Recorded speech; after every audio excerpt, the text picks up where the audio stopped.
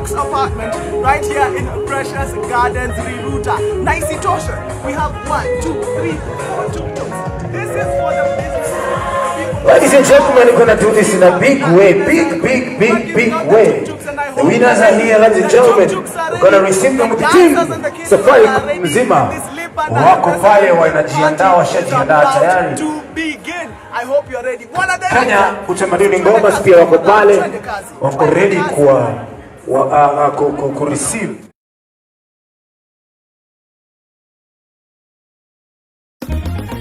With LipaNM, you get more, and now you can win.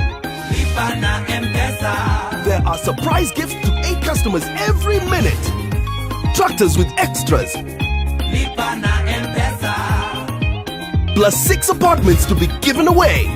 Make payments via M-Pesa, buy goods or pay bill. Every 100 shillings spent on LipaNM earns you an entry. M-Pesa, you get more, and now you can win. LipaNM. There are surprise gifts to 8 customers every minute. Tractors with extras. LipaNM. Plus 6 apartments to be given away. Make payments via M-Pesa, buy goods or pay bill. Every 100 shillings spent on LipaNM earns you an entry into the draw. Do more with LipaNM. Okay, and there it is. The dancers have started dancing and singing. The winners of the house and the winners of the tuk-tuk. They are here, and there they come. There they come. Okay, let's go join the dance.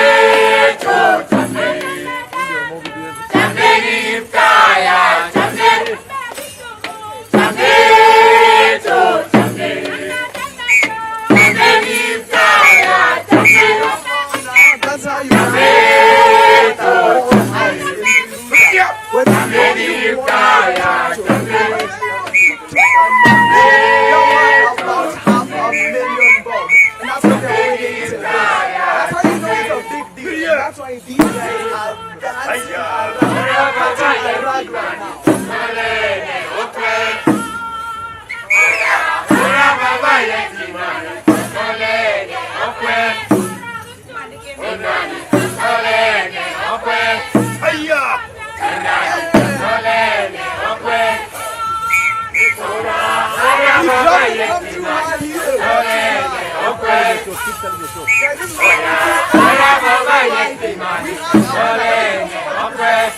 Every single Friday we have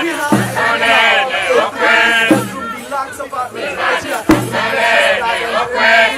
And today they are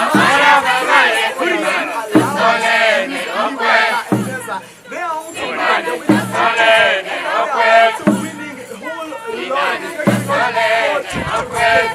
And there's so much to say.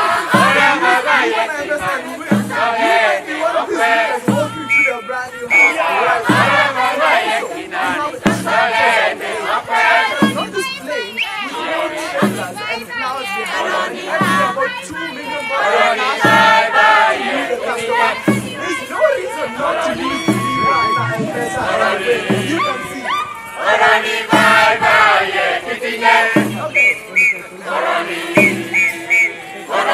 Guys, if you know that section right now and tell us what the song is, Samarani.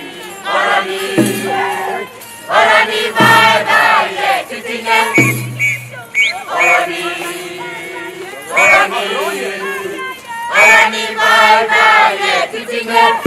about to arrive. So since you guys are about to see these guys are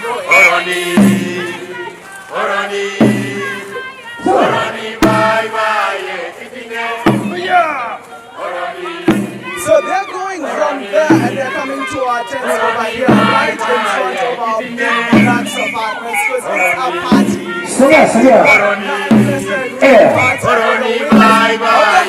And also these tuk-tuks. And if you're not excited right now, I think you have a medical condition you need to go get checked. Please be excited, and also go into the comment section. Tell me what you used on LipaNM. Did you buy something? Did you pay something? If you are tell me right now.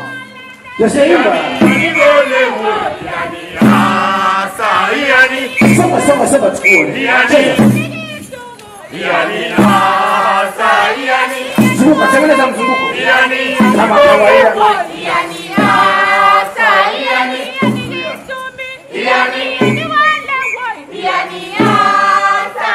Another life I could have been a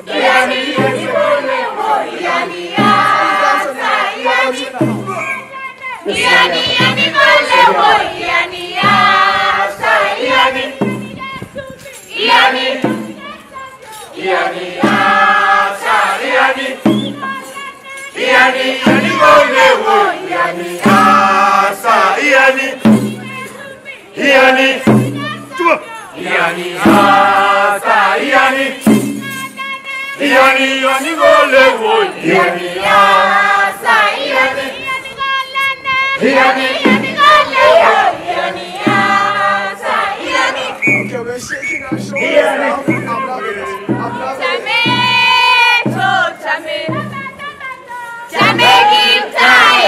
I do not know that song. I actually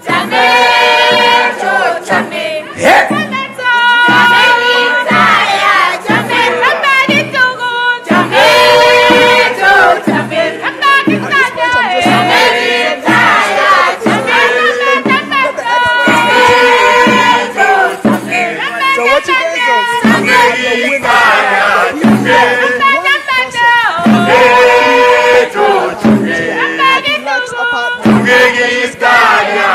There are 4 M-Pesa merchants, people who use LipaNM M-Pesa at their shops. There are 4 of them who've won tuk-tuks here. So all you see here are winners in that circle. They have all won thanks to LipaNM M-Pesa and Win. And remember, our hashtag today is hashtag do more with M-Pesa. You need to do more with M-Pesa. Whatever it is you need cash for, no one carries around cash anymore. Just use your M-Pesa. It's easy. You're not there losing your money like it slips out of your pocket or something. You're not in risk of getting fake notes or anything. Use LipaNM M-Pesa, and all of this, by the way, all of your transactions on LipaNM M-Pesa, you can get a statement at the end of the month and know exactly how you have spent your money. So there's every reason to use LipaNM M-Pesa and Win. Now, Isitoshe, another reason, we have 3 houses down, 3 more to go. Deluxe houses right here at Precious Gardens in Riruta. And if you do that, if you use LipaNM M-Pesa, we might be dancing for you here next week. You might be the next lucky winner of a house here. Or in case you own a business and you're wondering how to get people to pay easier at your business. Maybe you run a kinyozi like my man Munesh in Kikuyu Town. Shout out to you, Munesh, in Kikuyu Town. Maybe you run a kinyozi, maybe you sell some clothes, and you're trying to separate your personal cash from the cash of the business. LipaNM M-Pesa is an amazing way to get your customers to pay you easier and better. And all of this is trackable, tafadhali. And if you use LipaNM M-Pesa at your shop, then you might be winning one of these tuk-tuks or one of the lorries we have in store. Okay, the music is changing. I love it. Oh, let me just show you how amazing this tuk-tuk is. That wasn't a graceful disembark, but it was one. So this tuk-tuk is designed for business owners. Because just imagine what you can do. Just imagine what you can do with this. Now, we've told you the tuk-tuks are not for you customers. It's for the people who allow us to use Lipa na M-Pesa at their businesses. So imagine what you can do with this. This is the size of a pickup nakwambia, but it has the efficiency of a tuk-tuk. You can carry your stock. You can carry anything you use at your shop. Are you a shopkeeper? Are you a business owner? This would be perfect for your business. And because our hashtag is do more with M-Pesa, we're allowing you to do more with this tuk-tuk. And you can win this. And in case you don't win the tuk-tuk, there's also lorries up for grabs. I'm sorry, I just have to. It's just the music that you have to dance. And what are we dancing for? We're dancing for the prizes. The tuk-tuks over here and the houses over here. Check the houses out.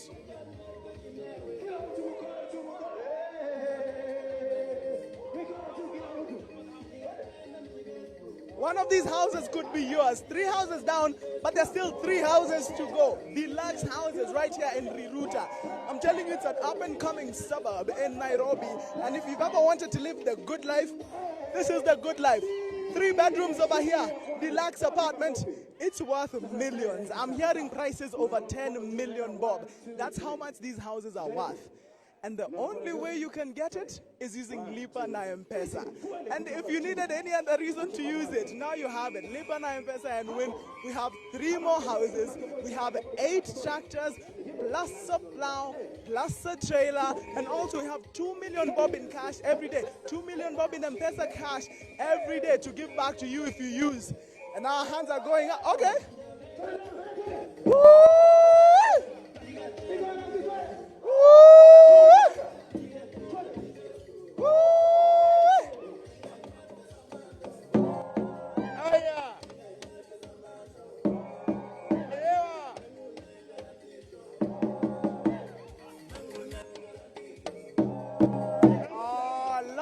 A good drummer.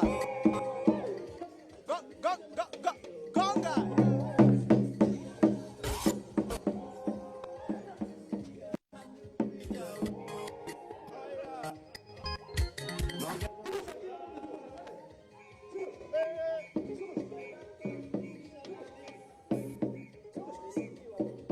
Also, while you're in the comment section, because I told you guys, I don't understand the language. I think it's Calais. While you're in the comment section, please translate the songs for me because I would love to know what they're saying.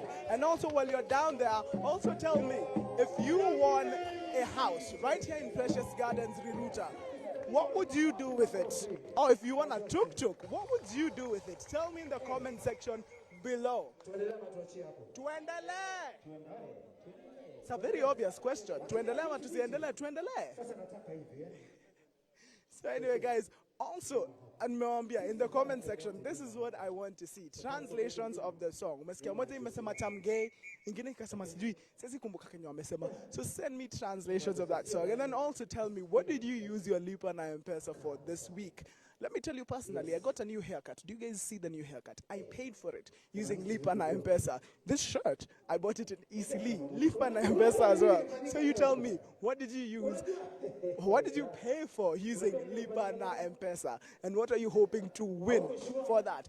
In a bit, we're going to talk to the winners and ask him or her, what did they pay for? Remember last week, Samuel Wanjohi, our winner, the stonemason, alikuwa ameenda enjoyment. Now, his name is Samuel Wanjohi. And I'm not going to say that the reason he won was because of his last name. Wanjo. If you guys, so Wanjohi was having enjoyment, and that's how he won his money at Lipa na M-Pesa and win. He went there, he was in enjoyment, as it is the case on every Friday on Makitukayo. He was going for enjoyment. He paid 210 bob to the local merchant where he was having a good time, and Samuel Wanjohi won a house here. Before that, Ruben Keitani, all the way from Kwale. He's a cop, he's a policeman, an OCPD or an OCS, I think. He won the first house here. And today we have the third winner. So tell me, tafadhali, when Yambie, what did you use Lipa na M-Pesa for this week? What are you hoping to win for? And now we're going all reggae now.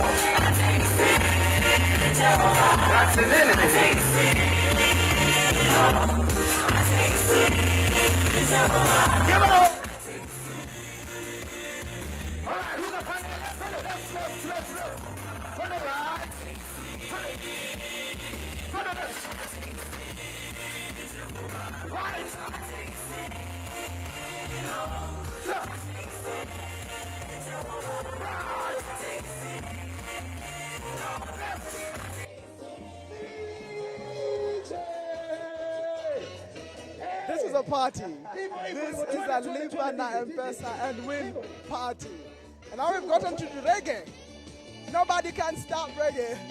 Nobody can stop LipaNM. Come on. Are you on the run?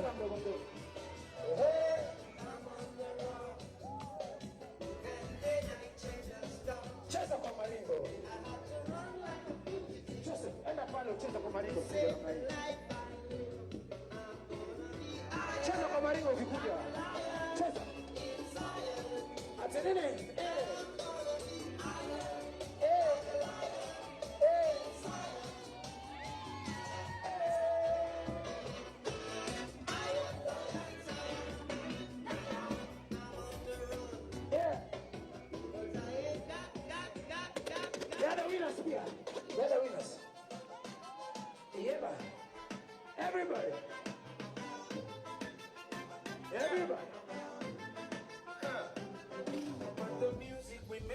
Touch your soul. Take you to a place you've never been before. Africa to Nega, me at most bana. I'm Kenyan, so you know I'm a LipaNM.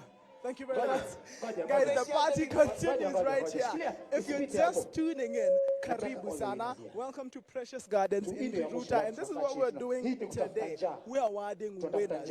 We have a deluxe house, a deluxe apartment waiting upstairs. Someone used LipaNM this past week and they were called by the number 0722 000 000 and they were told that they just won a multi-million worth house. Oh, and here are the winners right now. They won a house, and also we have a few merchants over here.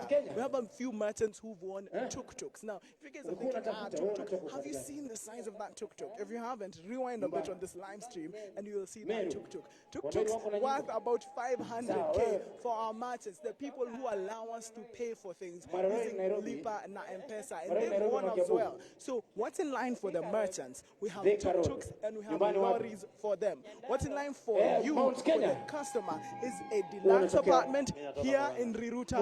We also have tractors with trailers and plows, and also about 2 million in money, M-Pesa, every day sent back to your account if you use LipaNM and win. So make sure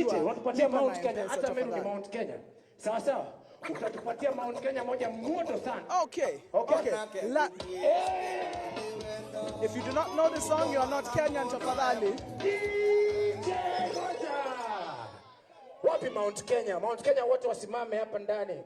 Tunatoka kutoka juu tena. Sasa, DJ, watch it from the top once again. My DJ.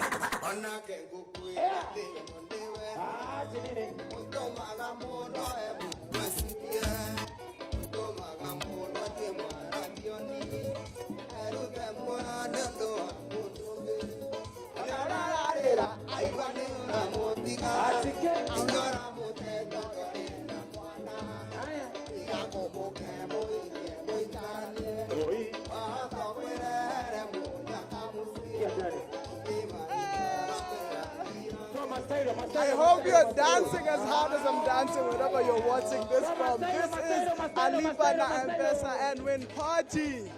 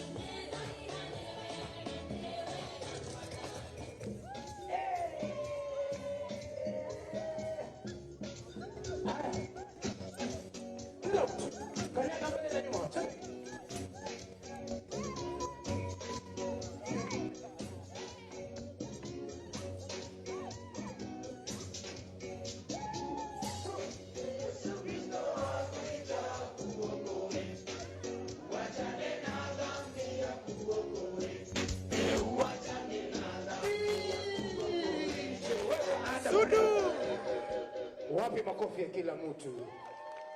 Wapi makofi ya washindi wetu? Da. Patia mtu amesimama kando yako high five. Patia mtu high five. Patia tu mtu high five. Sasa tupende kusalimiana wa Kenya. Tupende kusalimiana, nipe high five. Karibisha yeye. Okay? So ladies and gentlemen, we're gonna sit. Tutaenda wale ambao hawaja serve chai wageni wetu. Tutaenda to serve breakfast pale. This is what we're doing now. Let me cross over to my camera. There we are. This is what we're doing now. Let's go back as they do that. So the party isn't over yet. The singing might have been over, but the party is not over yet. We're about to have some bitings and some amazing food palaver in the back because this is a Safcom party. This is a LipaNM and Win party. So we have goodies, we have some bitings back there. And then as we do that, we have Sylvia Mulinge, the Chief Customer Officer right here at Safcom. She's coming to hand over the house officially. Plus, she's also going to hand over these tuk-tuks. Count them with me. How many do you see? 1, 2, 3, 4. We have 4 tuk-tuks to give away. And also, we're telling you, this could be you next week. You could be winning a house using LipaNM and Win Tafadhali. Is that for me? This is a... That's my man. Okay, so this is me in another life. I could be an entertainer like this. So in the comment section, as you tell me what you use for LipaNM and Win, make sure you tell me, does this look work for your host, Charlie Karomi? Does it work? Or should I get a drum as well? Should I get anything else? Does this look work for me? And remember, oh, there's a tuk-tuk over here. I'm being told this is mine. Can I just take this home?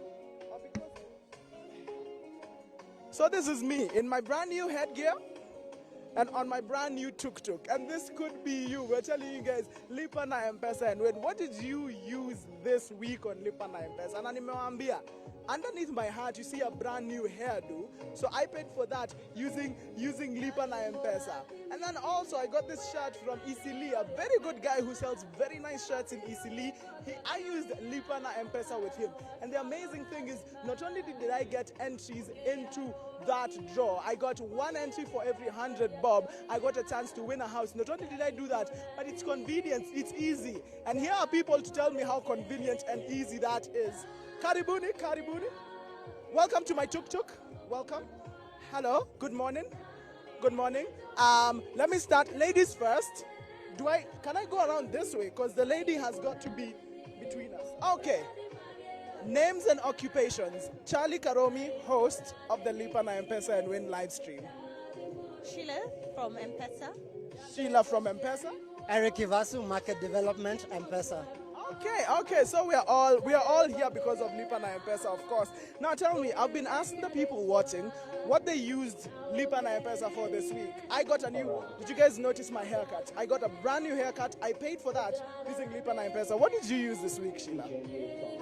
So I went to my cafeteria and I shopped there.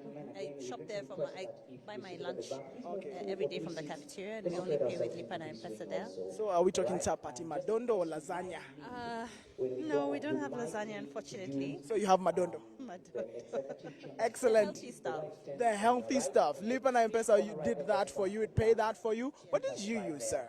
Actually, I took my 2 sons to the barber paid by M-Pesa. Did my house shopping last week. Used M-Pesa. I'll buy you lunch today. I will LipaNM M-Pesa. You know, this is going live all over the world, and I have witnesses. I have millions of witnesses watching. So if you do not buy me lunch, you are liable to being taken to court. Thank you. Now, guys, I have an interesting story. Yes. So the other day, my debit card was involved in some kind of fraudulent activity, and so it had to be blocked. So I don't have a debit card. I cannot get any cash from the ATM. I cannot pay with a debit card at any outlet. So now I'm completely on M-Pesa. and it's working. Yes, so I have to move money from my bank account to my M-Pesa, and everything now is LipaNM M-Pesa. So my points are like thousands now. Do you even notice? Because for every 100 bob you spend, you get 1 point. And looking at Sheila, you look like a madam who spends a lot of money. She's a heavy spender. She's a heavy spender. A heavy spender. So, You can tell by how she comes into the office. okay. So for every 100 bob, you get 1 point, and the more points you have, the better your chances of winning. And let me ask you something. You haven't noticed the difference between sometimes people go like, oh, without my debit card, I won't be able to survive. But truth be told, using your bank, sending to M-Pesa, and you're golden. Do you notice any difference with not having your card? No, I actually don't. It's so convenient. In fact, now I don't need to carry my wallet because I carry my wallet because of my debit card. I don't even know where my wallet is now. I just carry my phone. That's it. You carry your wallet because of the card and cash, and now you don't really I need don't it. really need it anymore. I don't need it anymore. I just carry my phone everywhere I go. Okay. Yeah. So are you feeling bad because as employees of Safaricom, we are not allowed to win? Are you feeling bad because of that? Actually, let me speak for my family. If you ask them right now if I'm part of the family, they disown me. Because they know for sure they cannot win. Or anyone who's ever shaken my hand knows they're not going to win anything because I'm part of Safcom and terms and conditions state that. Correct. So you're feeling like me. Are you super envious? Because I have seen the house. Guys, if you haven't seen the house, at Safaricom PLC on Twitter, we have this whole 3D map of it. You've seen the house. How envious do you feel? Man, I'd like to quote a song by Major called Landlord. I wish, man. If this was my house, I'd be a landlord. Correct. I mean, it's a very beautiful modern house. It makes basically people's dreams come true. A lot of people are aspiring to move into modern houses. Housing is a problem in Nairobi. So I mean, this is very relatable to our customers, and I think this is one of the things. I mean, Safaricom and M-Pesa, this is the biggest campaign after January, giving out houses and stuff like this. And all you need to do is just LipaNM M-Pesa, and then you could actually win a 3-bedroom house. Can you imagine that? It's amazing. Because I have some technical questions I need to ask you. One last fun question. Sheila, can you drive a tuk-tuk? I could try. You could try. I've never tried, but I could try. Okay. That question is for you. But of course, to win a tuk-tuk, you need to be a merchant because you're encouraging people with businesses, people who sell things, people who have kinyozis, who have cafeterias to use LipaNM M-Pesa. What's the advantage of them? Apart from being eligible to win tuk-tuks and lorries, what are the advantages of a merchant using LipaNM M-Pesa and win? So, merchants, they go through so many issues. I own a shop and I have an employee, and sometimes my employee is not trustworthy, so I'm not able to account for money at the end of the day. So you have a lot of pilferage that happens. And then also, if I collect a lot of money, I have to find a way to take it to the bank. So there's all these risks that are associated with cash, and which LipaNM M-Pesa actually addresses. So you're able to collect money and you can move it directly to the bank, or you can settle it to your phone and make other payments. And now you can even make payments directly from the till. Yeah. So I collect money and I can pay my salaries to my employees. I can pay them. No, you just, as soon as you have the money into your till, you can start making out payments. I can pay my suppliers. The lady who has brought me nyanyas, I can pay her. I can pay my employees their wage for the day directly from my phone. If I need to send somebody money, I can quickly do that. So it's very efficient, very convenient. it's perfect for your business. At the end of the day, you have a statement. You can be able to account all your transactions. Yeah. So it really makes sense for businesses. And also there's this thing about separating, because there's story ya personal cash and business cash. Saa zingine unaingia kwa ofisi, unaingia kwa duka, you have maybe your own 500 bob in your pocket. Kidogo kuitishwa change nini, you don't know where your 500 bob is. Do you want to comment on like how that it makes it easy, not because of just change? Ushaitafuta change ukakosa? No. Basically, what I can summarize that example is, I mean, if you make M-Pesa as your preferred choice of payment, maisha ni nyua. I can't remember the last time I carried my wallet. It's a prop in my car, just because it was expensive. I can't throw it, so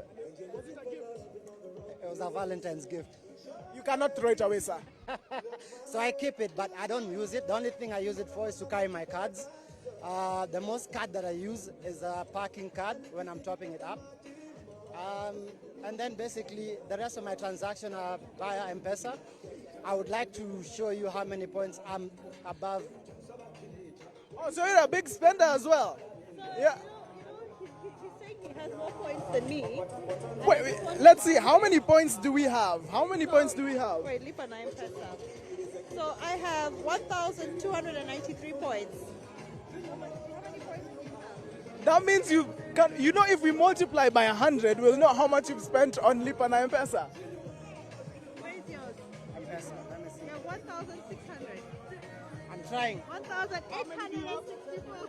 1,864. He's beaten. Yeah. He's beaten. 1,293.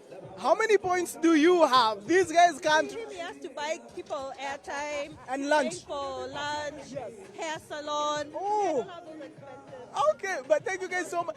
So guys, how many points do you have? Do you beat our two guests right here on camera? Please tell me. Tell me in the comment section, how big are your chances of winning a house here or one of our tractors and trailers? Tafadhali tell me. But thank you so much, guys. Mumekula, there's food at the back.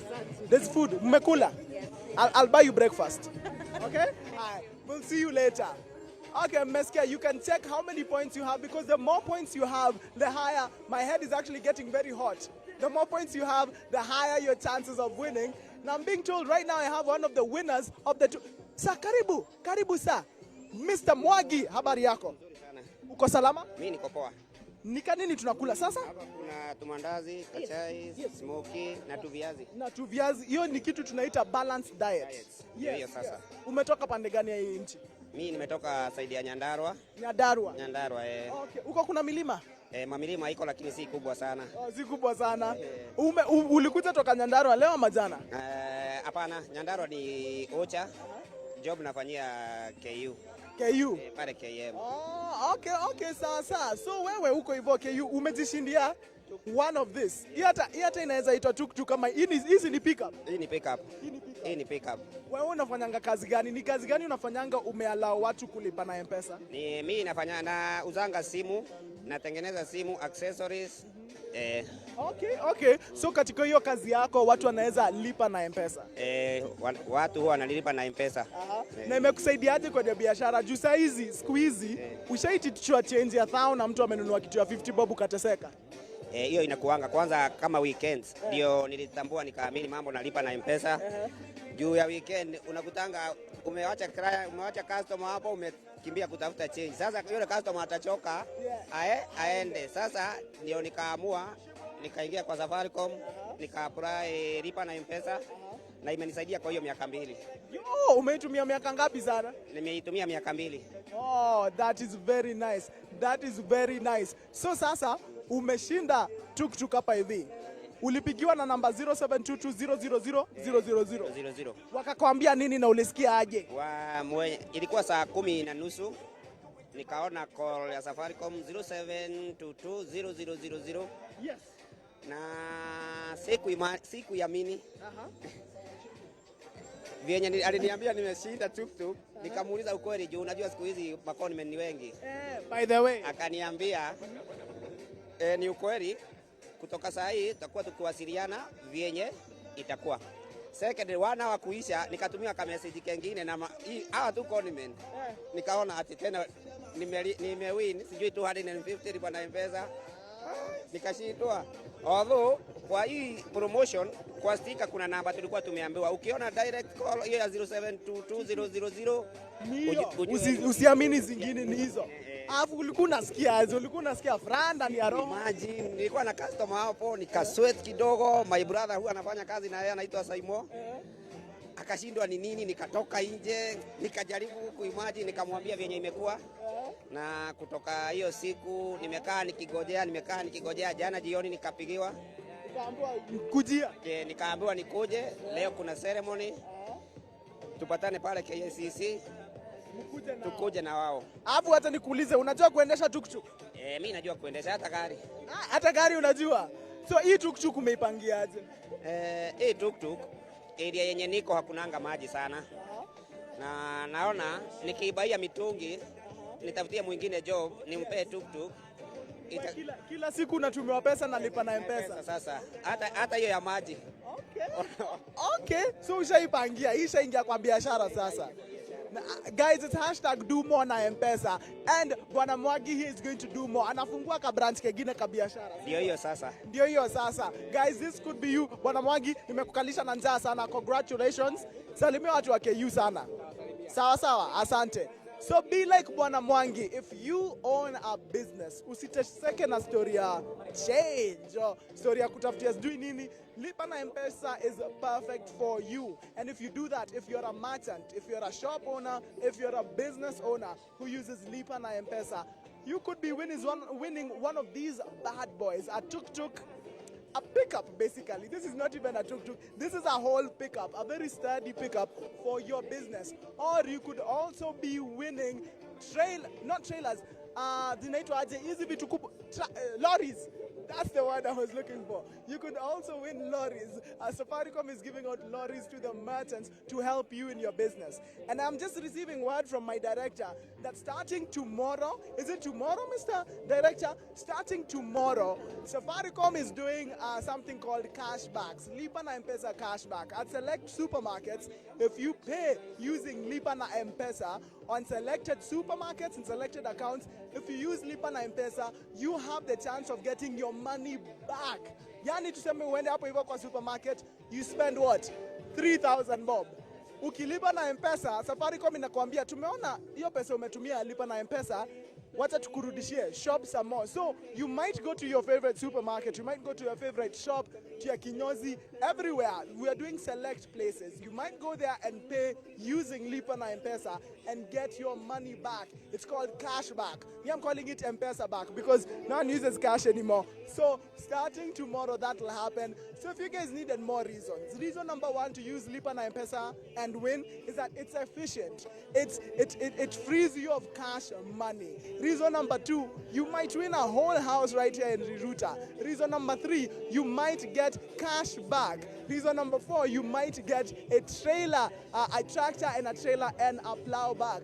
So all of those reasons, plus now your cash back every time you use Lipa na M-Pesa. I'm telling you so many reasons over here. And I'm starting to feel hungry because this is a Lipa na M-Pesa and win party. And of course we have some food back there, we have some drinks. I'm going to go there to check that out in just a bit. But before I do, I need to speak to someone else because we're speaking to people who brought us M-Pesa. Lipa na M-Pesa has been around since 2013 and they've been doing some amazing things, some amazing giveaways. And of course, we're about to get you someone from M-Pesa who can tell you about the impact that they're having on society. And I think they're just about to come on set right now. They're just about to come on set. Let me get someone who works at M-Pesa to tell you how convenient it is for you to use Lipa na M-Pesa. Where are they? Oh, there she is. Welcome. Karibu sana. Good morning. Morning to you. How are you? Let's stand next. This is my tuk-tuk before they take it away. Okay. Good morning. Good morning to you, and how are you? I am very well. How are you doing, ma'am? I'm very fine. I'm very excited. We have a lot of people who've come here to be able to witness the winners the winner for the house, and also the tuk-tuks for the 5 winners for the tuk-tuks. Before we go, this is what we do on the live stream. We introduce ourselves just a little bit. So I am Charlie Karomi. I'm the host of the live stream of the Lipa na M-Pesa and Win party. Alright. And now over to you. Okay, I get the cue. So my name is Marco Solanki from M-Pesa. I'm excited to be here. Okay. Yes. Okay. So how is LipaNM M-Pesa for you? Because apart from you working for M-Pesa, you also use LipaNM M-Pesa. What have you used LipaNM M-Pesa for this week? I've gotten a new haircut. I paid for this using LipaNM M-Pesa. What have you used LipaNM M-Pesa for? Okay, as a customer for LipaNM M-Pesa, I've been able to pay for fuel at the petrol station using LipaNM M-Pesa. Or during my lunch break, when I buy food, I've been able to pay using LipaNM M-Pesa. For my children, I've been able to pay for them school fees. And also for bills in the house, I've been able to pay for electricity and even my water bills using M-Pesa. And so LipaNM M-Pesa started in 2013. And if you look like before then, like if you were to get into a time machine now and go to 2010, can you imagine all of those stats? Because kwenda kwa petrol station, unatafuta to notes. Kulipa school fees, you had to go to a bank, get a banker's check, and then go back. Isn't this is revolutionary, isn't it? Yeah, it is. M-Pesa has been able to transform the lives of many people. When you look at M-Pesa on a holistic level, it's been able to provide convenience because you don't have to walk to even the bank to be able to deposit funds or even work with cash where you are afraid of security. And even for businesses and also at a customer level, it's been able to help you to do proper reconciliation. Because if I want to monitor how I've been using my funds, I'll deposit my money on M-Pesa, then I'll be able now to monitor how I've been paying out using money from M-Pesa. And even on a monthly basis as a business person, I can be able to monitor month 1, month 2, month 3, how my business has been performing because I'm able to get the statement for M-Pesa. Correct. Actually, you've actually brought about a good point because a lot of us young people, we're actually trying to budget because, let me tell you, we spend a lot of money, sometimes very irresponsibly. So if you're just using cash in your wallet, unashtukia, I had 5K, it's gone now. But you've said if you deposit that on M-Pesa and then just use LipaNM M-Pesa, at the end of the month or when you request, you can get a whole statement, which is perfect for budgeting, isn't it? Yeah, that is perfect for budgeting because when you have your money on M-Pesa, then you can be able to monitor your daily transactions, even your monthly transactions. That helps you so that you can be able to be financially stable. Let me ask you, because for me, I have noticed going through my statement, where I spend most money on is I have a friend of mine owns a PlayStation shop. I spend a lot of money there.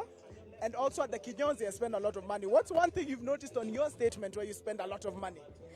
For me, I spent a lot of money when I'm paying for fuel. I think that is something that I normally do daily. You drive around a lot? Yeah, and also at the salon, making my hair. At the supermarkets, because I purchase items from the supermarkets. Yes. On a daily basis, we have to eat. So when I'm buying milk, when I'm buying bread, I have to pay via M-Pesa. Okay. Yeah. Guys, go to your M-Pesa statement now, by the way, and put in the comment section below, what do you spend the most money on LipaNM M-Pesa? And also, before I let you go, just tell, because I've been telling people watching that it's so convenient. You rid yourself of like cash money, which you can lose or you can get fake cash. What's one thing you would tell them that they absolutely, one other reason, apart from the things they're winning, apart from the convenience, maybe tell them one more reason why they should use LipaNM M-Pesa. One more reason why I would like customers, because I'm talking to the customers and I'm also talking to the business people. For customers, there is this simplicity. And also you can be able to use M-Pesa at any time, 24/7. If you want to send money, if you want to pay for your goods and services, you pay for your bills, you can pay at any particular time. So it offers that convenience and simplicity. And for businesses, I'm talking about reconciliation and also for convenience in terms of reconciliation and also receiving money on M-Pesa, which helps you when you're monitoring your business on a monthly level. And then what happens is also for businesses, if your workers are getting the cash, you know, sometimes workers would tend to put some money in their pocket, anaficha zile pesa. Anapata like 1,000, anakupatia 800, 200, anaweka kwa mfuko. Yes. Sasa hapa kuna 100% accuracy in terms of the money that you're receiving on your accounts. Yes. Before I let you go, there's one business area where I think LipaNM M-Pesa will do wonders. Matatu owners. Yes. So you guys, can they just pick up LipaNM M-Pesa? Because the number of times I've seen makangas just putting money up or a matatu owner would really love LipaNM M-Pesa. Like seeing every day 30 bob ya fame ingia, 20 bob, 50 bob, that would be amazing. So are we na LipaNM M-Pesa kwa matatu this year? Yes, we have talked about a very important sector, which is the transport sector. So we are encouraging all business people in the transport sector, be it for boda, because we have boda riders who've already picked up Lipa na M-Pesa. We also have different transport companies like Swivel. You can be able to pay via M-Pesa. Because at the end of the day, even the matatu driver or even the people, the boda driver will not have to look for transport when you make the payment. The problem that has been there is change. So M-Pesa has been able to solve that space where you don't have to look for change. People are able to conveniently pay you via M-Pesa, and it saves on time. And that is amazing. So guys, if you're listening right now, if you're a customer or if you're a merchant, Lipa na M-Pesa is the way to go. Asante sana. I'm buying you free breakfast today using Lipa na M-Pesa. Asante sana. You two have an amazing day. So Meskia, so many opportunities, so many amazing opportunities for you if you use Lipa na M-Pesa, especially for the merchants. There are tuk-tuks here to be won, and not just normal tuk-tuks. These ones look like tanks. Look at them. And one of the winners is actually here with us today. Habari asubuhi? Nzuri. Kwa majina tunakuitaje? Mimi naitwa Charlie Karomi na mimi ndio host hapa. Wewe ni nani? Kwa majina naitwa Sara Muturi Karaoke na mimi ni mshindi wa tuk-tuk. Yeah. Sara, umetoka upande gani wa nchi yetu ya Kenya? Nimetoka side ya Nyandarua, lakini naishi hapa Nairobi. Unafanya kazi ni hapa Nairobi, Nyandarua ni home? Nyandarua ndio nyumbani, kazi ni hapa Nairobi. Okay. Na unafanya kazi gani? Ni kazi gani imekufanya ushinde tuk-tuk hapa leo? Kazi ambayo imefanya nishinde ni huwa tunadili na properties, tuko na mashamba, na katika hiyo mashamba I have decided kulima, kupanda nyanya, mboga. So na tumia Lipa na M-Pesa kusupplya vitu kwa shule, hoteli. So tuseme niko na shamba hapa hivi na lima nyanya na kuna shule hapa across. Unajua tuko Riruta, ushaikuja Riruta before? No. So it's a very nice neighborhood. So niko hapa Riruta, niko na kashamba, kuna shule pale hivyo inahitaji nyanya na wauzia wananilipa na M-Pesa. That's what you do? Yes. Huo ndio napenda sana. Even customer wetu wanapenda kutumia Lipa na M-Pesa sana. Inakuwa rahisi kwao sana. Before uanze kutumia Lipa na M-Pesa, wacha ni imagine. Ni wewe unapelekanga ama uko na mtu anapelekanga hizo supply? Tuko na wengi ambao tumeajiri ambao wana supply to various places. So uzuri wa Lipa na M-Pesa saizi hata si lazima ufikirie kuna mtu ameweka pesa mahali akakosa kunipatia, kuna mtu amefanya hivi, si pesa zote unaziona venye zinaingia. Yeah, uzuri wa M-Pesa pia mtu akiwa mbali pia anakutumia, not necessary akuwe karibu. Hata akiwa kama ni Kisii ama outside Nairobi, naona wanaitisha till number na wanatuma pesa. By the way, kitambo ilikuwa ati mkifunga siku lazima muonane ndivyo akupatie pesa afu muanze kuandikiana. Siku hizi ni unampigia simu kwa Safaricom, anakwambia ndio hii, na ushaona hiyo pesa, mnatumiana, hiyo story inaisha. Na juu ya hiyo umepata hii pickup. Hii ni pickup ama ni tuk-tuk kweli? Unaona ni pickup ama ni tuk-tuk? Mimi naona ni kama ni pickup. Naona kama ni pickup. Yeah. Hii unaitumia aje kwa biashara? Biashara yako inaitwaje? Uko na jina ya biashara? Biashara ile nimeregister ni Nuru Property, iko under property sasa. Hiyo okay. Hii pickup inakusaidia aje katika hiyo biashara? Saidia sasa kusupply, it will make my work easier.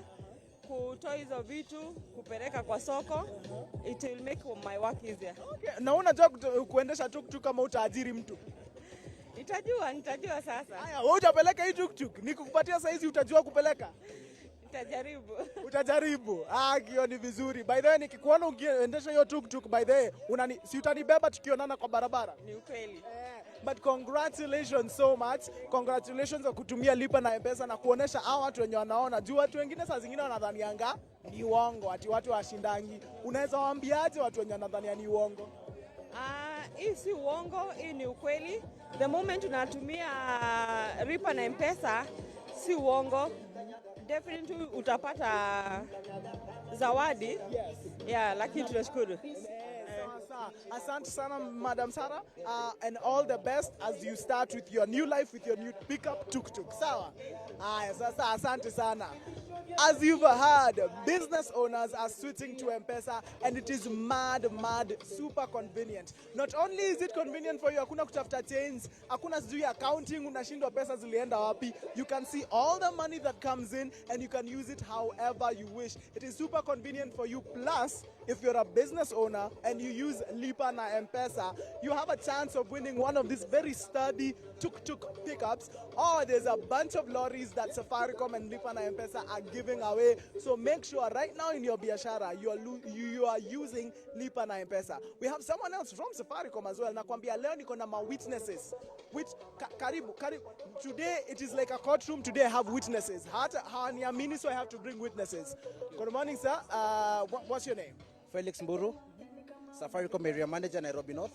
Okay, Nairobi North ni wapi now? Karibia welcome. Ini tuk-tuk. Before you give it away, this is my tuk-tuk for now. Nairobi North ni wapi na wapi? Nairobi North is part of Safaricom Nairobi West. Yes. So ni mitaa gani? Madaraka iko huko ama? Basically from Garden City, tuko na Mwiki, Kasarani. We have Githurai 44, Githurai 45, Kawawendani, and Roysambu. Okay, mmesikia watu wote wa Gedho huko hivyo Mwiki, Kasa. Huyu ndio anawashughulikia. Sawa, huyu ndio anawashughulikia. So how has the journey been since 2013 till now? M-Pesa has changed lives. Do you believe M-Pesa has changed lives? Yes, I do believe M-Pesa has changed life. Apart from just giving our customers solutions and for our merchants giving them a solution to collect their money, Safaricom has also gone out of its way to ensure that we do corporate social responsibility. We believe in uplifting lives, awarding our merchants. So we are here to give solution, but at the same time also give back to the community. Kurudisha mkono, yani kuambia asanti for using and for the convenience and everything shika. Yes, basically to just encourage our merchants and our customers to continue using our products, because we believe that Safaricom, we are here. We normally say Safaricom is all about changing lives, and we believe part of the things we need to do as a company to change lives is to introduce very innovative products in the market, whereby we promote payment solutions.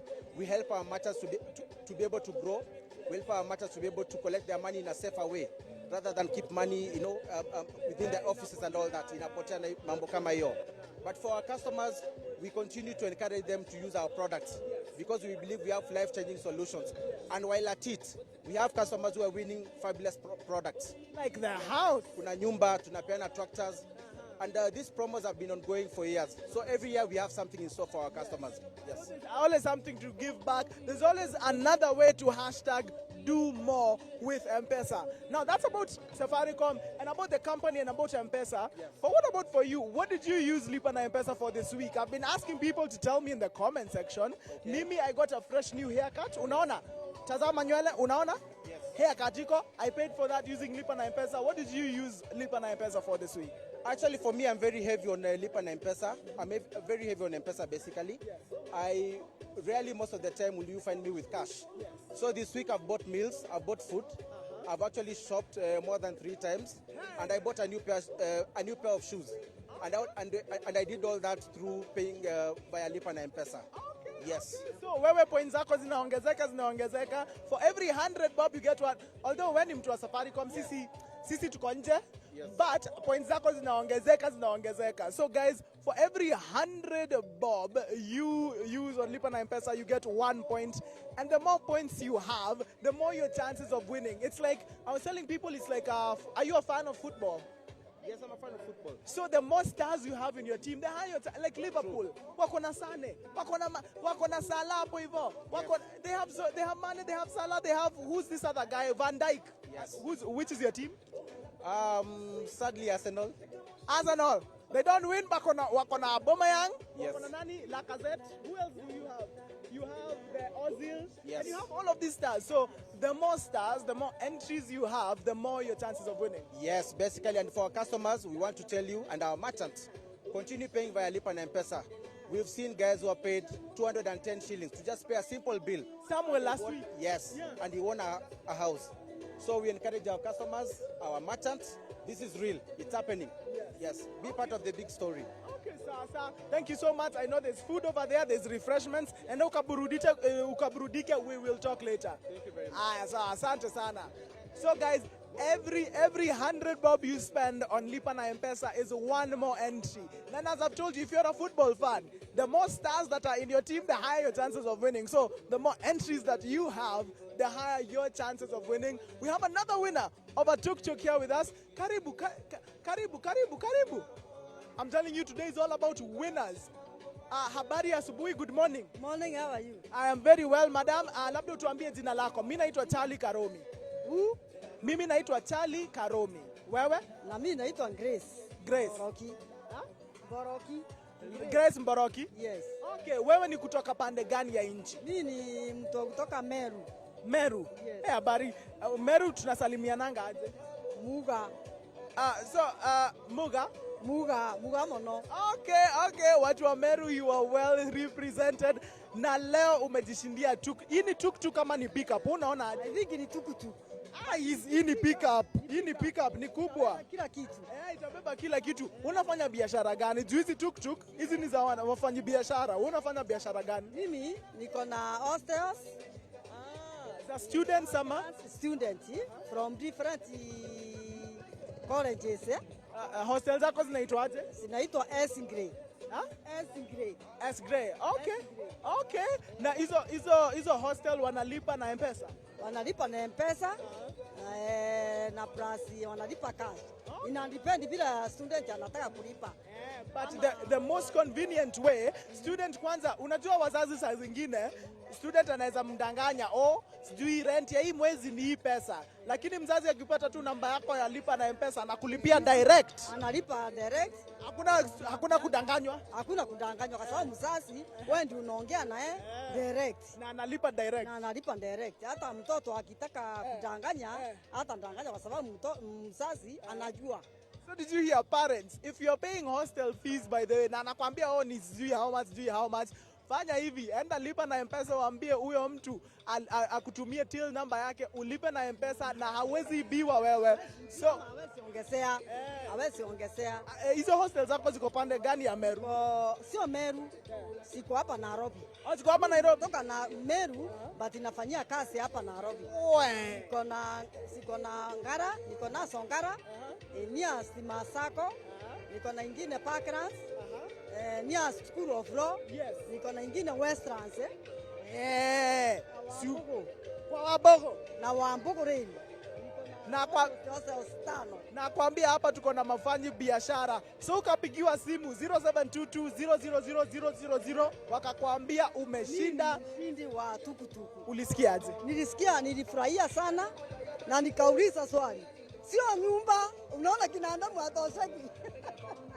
Bado wewe unatumianga lipa na M-Pesa, unalipangwa na M-Pesa, lakini si wewe pia ulipa na M-Pesa? Yes. So bado uko na chance, nyumba inaweza kuwa yako. Na hiyo ni God's plan, sio yangu, ni Mungu. Ndiye alituma because ya mene na ndio nilikuwa the chosen few. Yes. Unaona, Mungu anaweza. Basa.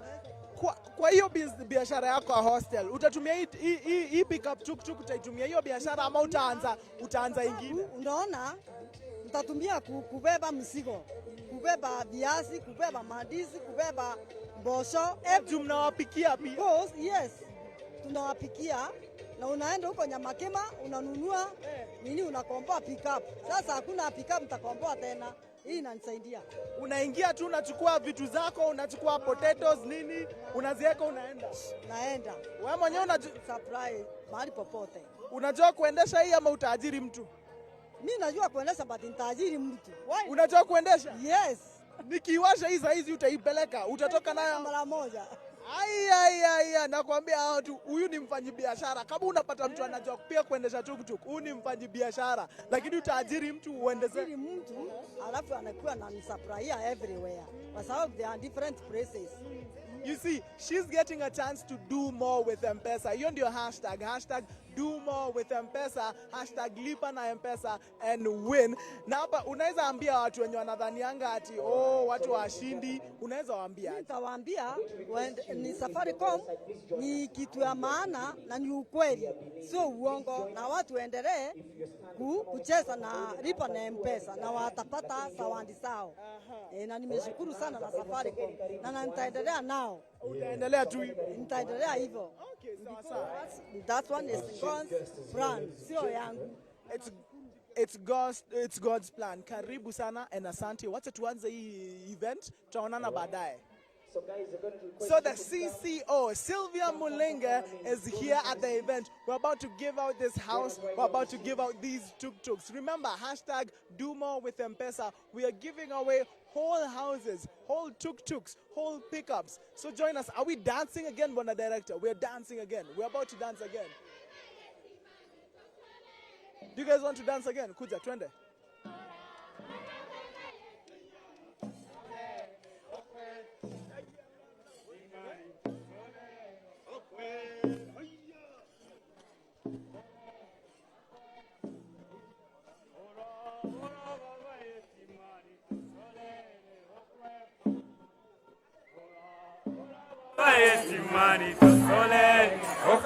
Waiting for your translations. I don't understand the language, so you need to tell me what the lyrics mean.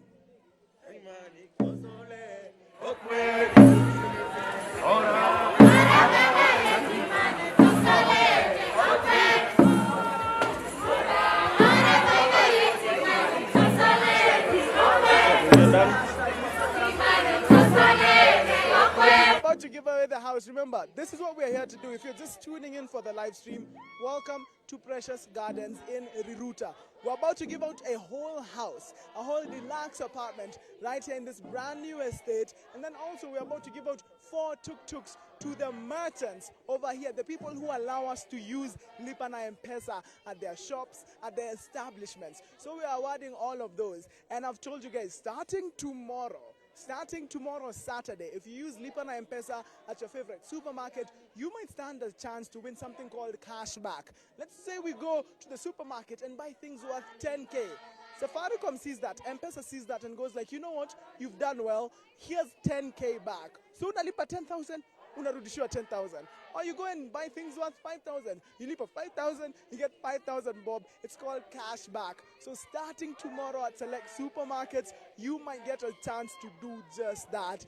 And maybe if you do that, you might stand a chance to win one of these houses. Every 100 bob you spend gives you 1 point to Lipa na M-Pesa and win. So what are you waiting for, guys? Lipa na M-Pesa and you can win a house, a tractor with a trailer and a plow, and also cash back every single weekend between now and March. So get to Lipa na M-Pesa right now. Tuendelea kudance tafadhali.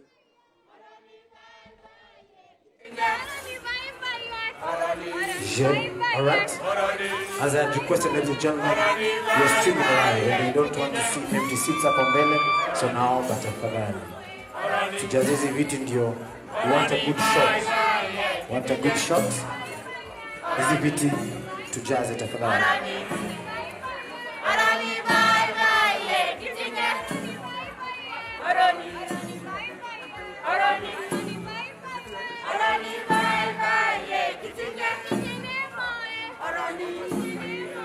Alafu nitawaomba washindi wetu hao, Jose, nyinyi wote washindi wetu, the merchants plus Jose, you shall join us hapa. Simameni tafadhali.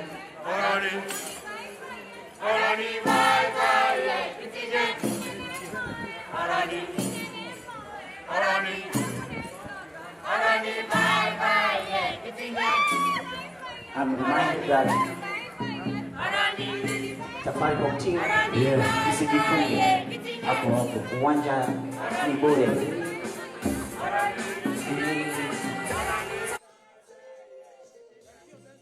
Kanyaga kama kwa pole pole tu, mguu mmoja mbele, kama kwa mguu mmoja mbele, mguu mmoja mbele, kama kwa pole pole tu. Zunguka naye, zunguka ukienda. Twende. Tutengeneze tu hapo studio ara vizuri. Hapo.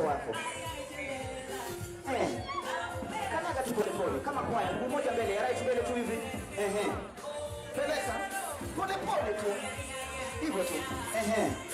Mguu mmoja mbele. Nyuma. Nyuma, mbele hapo tu. Nataka tuone mbali kidogo. Fuata kule papi yako, tuone songa na karibu nyuma ya papi. Ongoza duara na papi. Ongoza duara. Haya, twende down. Kama pole tu. Nimeshikilia moja. DJ, Safcom team, umekaa tu mnatucheki. Come on, man. This is your day, you know what I'm saying? Once again from the top, DJ, wachilia vitu. Wakisimama, kila mtu angalia mimi nacheza, tucheze pamoja, sawa? Kila mtu hivyo, right mbele, left back, right mbele hivyo kwa upande.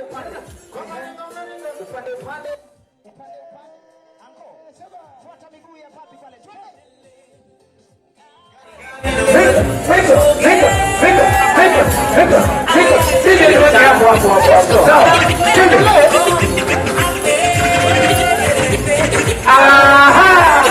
Join on the queue. Thank you so much.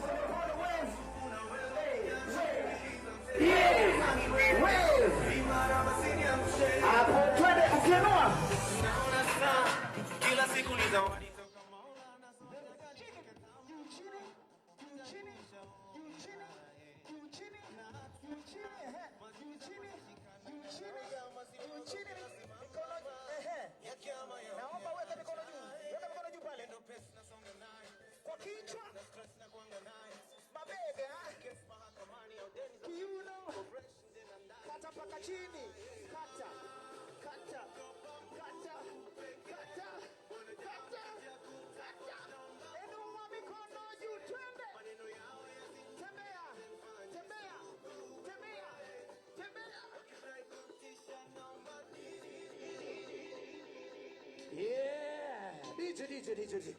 Twende kazi.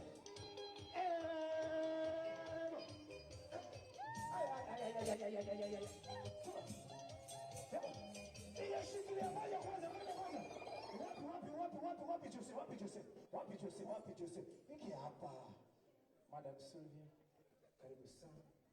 Welcome very much. Nirushe hapo. Salimia Jose, madam. Pigeni madam makofi na Jose. Ingia kwa makofi once again, tuone mambo hapa. Fundisha madam kudance. Anyway. Twende.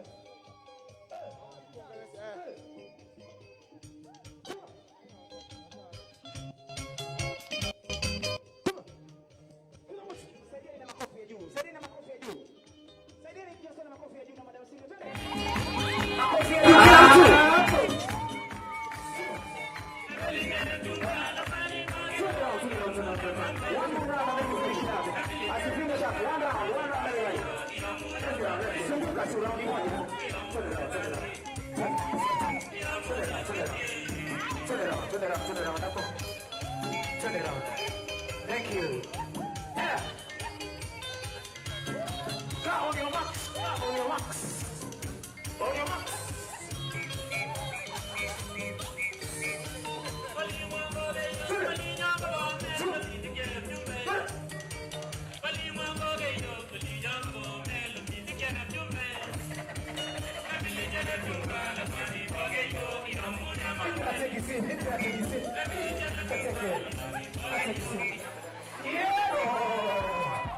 Please, ladies and gentlemen, have your seats.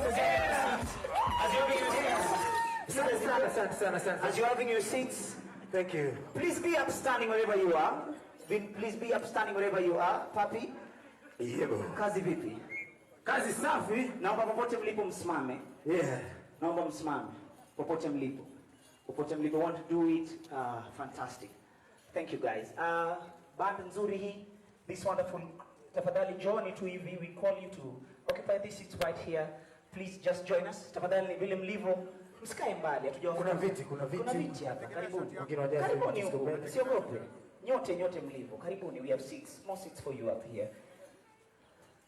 Please join us. Please ingia pale, tafuta kiti, usijinyime nafasi. Thank you. This is wonderful. There you go. Just some seat. Okay? So just to let you know, as you continue to Panga, we are streaming this live, ladies and gentlemen. Courtesy of Safcom PLC, kampuni babu kubwa kwa hii isani ya lipa na M-Pesa. The hashtag is do more with M-Pesa. So when you're tweeting, when you're posting stuff on the social media, tag do more M-Pesa. Okay. All right. So if you do not mind, if we have any Muslim brothers, we request you that you forgive us for the. Let's all share our Lord's Prayer. Our Father who art in heaven, hallowed be thy name. Thy kingdom come. Thy will be done on earth as it is in heaven. Give us this day our daily bread, and forgive us our trespasses, as we forgive those trespass against us. Lead us not into temptation, and deliver us from evil. Thy is the kingdom, the power, and glory, forever and ever. Amen. Okay, it's okay. Just put your hands together for yourselves, for being here. Can you get him a coffee? Please, before you sit, make sure you greet somebody you did not come with. Just say hi, high five. Just before you sit, before you occupy. You can hug somebody. Yeah. Mimi nasikia. For guys at Safaricom, please keep a corporate space. Spirit ya kuhug imenishika. Natamani kuhug mtu. All right. Thank you. So guys, are you happy to be here today? Please put your hands together again for yourselves for taking time to be here. Thank you so much. Fanya vile ulifanya tena, ndio maana ulienda London. Kelele moja tena.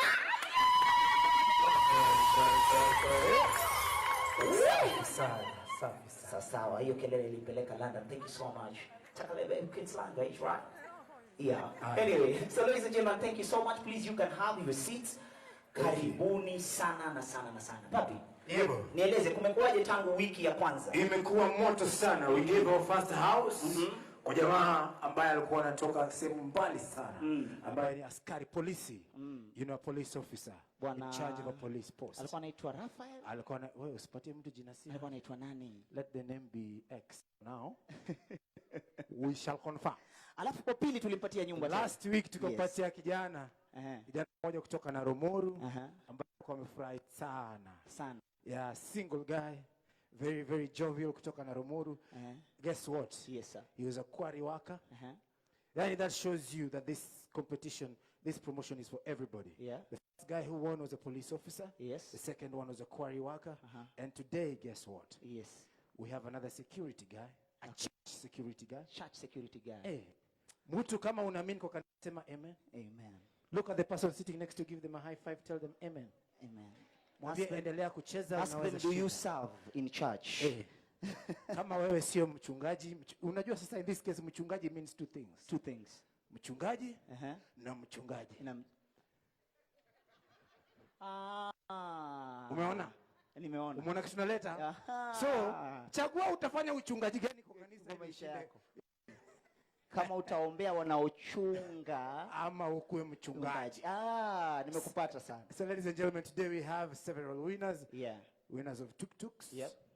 These are meant for the merchants. All right, and of course, we have the winner of the house. So, beautiful. Abel, situfanya hivi. Yep. Let me call the winner kwanza kidogo tu, si ndio? You want to call the winner? Kidogo, watu wengine wamjue jina. Mjui. Mimi nilikuwa nafikiria vipi? Asalimiane, asiongee saizi. Asiongee. Ngoja tuone. Bro. Mimi naitwa OdeQ ama Baba Twins. Jina lako nimeona nampenda mwenye. Okay. What's your name? Kwa majina naitwa Joseph Kurui. Achia hapo. Tuonjeshe tu. Mpigieni makofi. Joseph Kurui kutoka Banford. Thank you. So ladies and gentlemen, before we continue, I'd like us to know that also we had first time winners who walked away with our tuk-tuks. We're actually rehearsing on how the winners for today, who are the merchants, can have a fresh course and drive away with them. How about that? That's beautiful, right? So let's also appreciate our merchants who are able to win these wonderful tuk-tuks. All right. And now, ladies and gentlemen, to tell us more about this competition and also to officially give away this wonderful, wonderful house is none other than the Chief Customer Officer, Safaricom PLC, Sylvia Mulinde. Put your hands together as she comes up to share with us more about this promotion. Pigeni makofi mpaka pale atakapofika. Keep on clapping, guys. Keep on clapping. Keep on clapping. Thank you anyway. Unajua kule nimetoka upande wa Nakuru, mtu akishinda lazima pigie, unaitwa nini? Ngemi, Kwa hivyo Joseph, hebu simama tukupigie ngemi kidogo. Wanawake wako wapi? Aya, simsimame basi. Aya, lakini hii inatokaje ndio itoke na chorus? Itatoka, ngoja tusikie. Ni mwanaume, kwa hivyo twende 1. Simpige ngemi.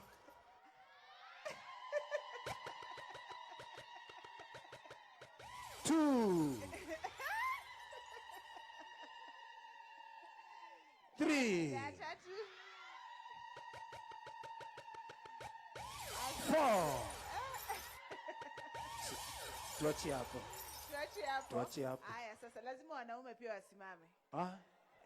Wanaume oye. Wanaume oye. Wanaume hai. Simsimame. Wanaume hai. Wanaume simameni. Simameni wanaume. Haya, msituangushe. Msituangushe wanaume. Haya, wanaume. Ngemi 1. Ahu. Wanaume ahu. Wanaume. Wanaume. Ahu. Ahu ahu. Ahu ahu ahu. Ahu. Kaeni. Joseph, congratulations. You can have your seat. So I think this is a great day of celebration. And that's why I said we start off by celebrating Joseph. And also the other thing is, as we even come here as Safaricom, first of all, it's just to say asanteni sana to all the Kenyans. All the Kenyans who every day make a choice to choose Safaricom. Every Kenyan who makes a choice every day to use M-Pesa. Mepoteza sauti. Hizo ngemi zimenimaliza sauti. And then also every Kenyan every day who chooses to use LipaNM Pesa. We launched LipaNM Pesa about 8 years ago in this country.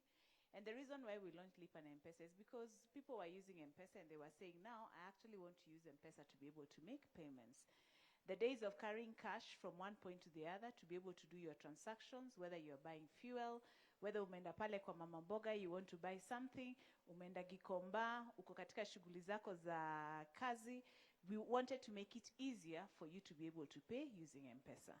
I know many of you mara nyingi sana where you find yourselves, you have gone shopping, haujabeba cash, na kama saa zingine tukiwa na shida na M-Pesa ama supermarket pale iwe na shida, you find yourself stranded. So this lifestyle of paying for everything that you need to pay for with Lipa and M-Pesa has become very much a Kenyan lifestyle.